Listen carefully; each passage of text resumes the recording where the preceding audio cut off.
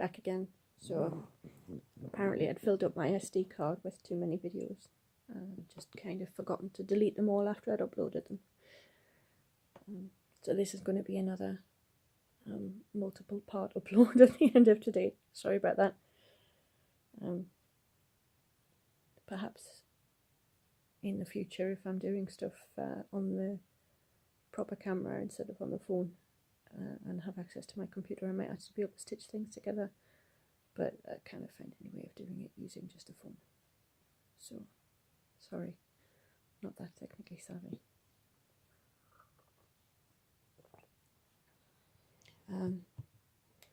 Right, what was I talking about? I was talking about pots, and I was talking about Venus pooling, and how it means that you're not getting enough oxygen to all of the places that it needs to go. So it brings on symptoms like cold hands, cold feet,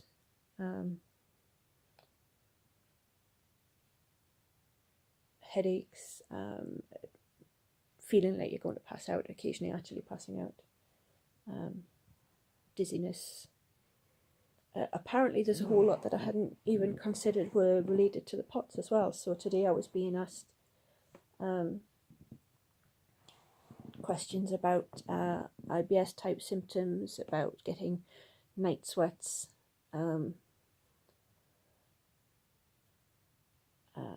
can't even remember all of the questions that I was asked, but yeah, every single thing I was like, yeah, I get it. Oh, acid reflux. Apparently, that's an EDS thing rather than a POTS thing. But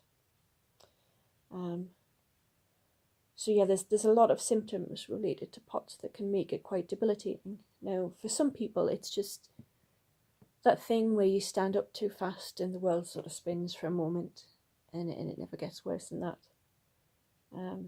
But for some people, like me, I cannot do anything without the world spinning around me and closing in. It does just feel like you're about to pass out. And it can leave you feeling pretty rough and wrung out, even afterwards, if you know what I mean. But the only thing that makes it feel better is to sit down or lie down, if at all possible. So I suppose at least when you pass out and you wake up on the floor, then your body has naturally made you do what you needed to do. But it is a very common thing to have alongside EDS.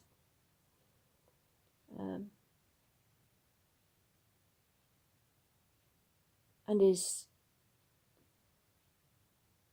for something so common, it's another thing that not every doctor is completely aware of what it is or how it works.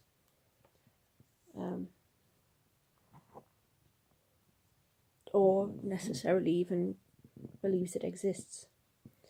It's part of something called dysautonomia, which is basically the autonomic nervous system not regulating itself properly.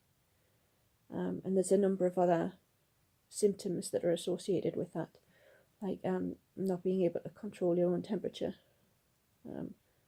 So if you find that you're hot and cold, and it doesn't always necessarily bear too much relation to the external temperature, and that there doesn't seem to be very much that you can do about it.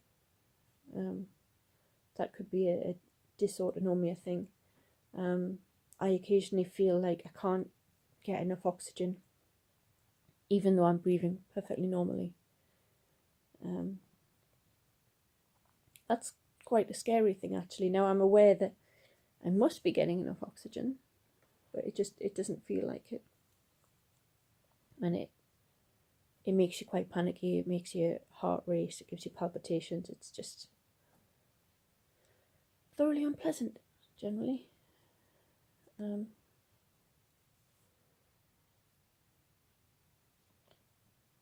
So that's a thing. POTS is definitely a thing. that you should be aware of alongside EDS. It's one of the symptoms of the syndrome, I think. And I think it's very rare to see EDS without there being POTS or some other type of dysautonomia involved. I think that's how you pronounce it. It's one of those words that you've seen written down. You know, when you actually say the word, you realise it doesn't sound right. Or maybe it just doesn't sound right with my dreadful accent.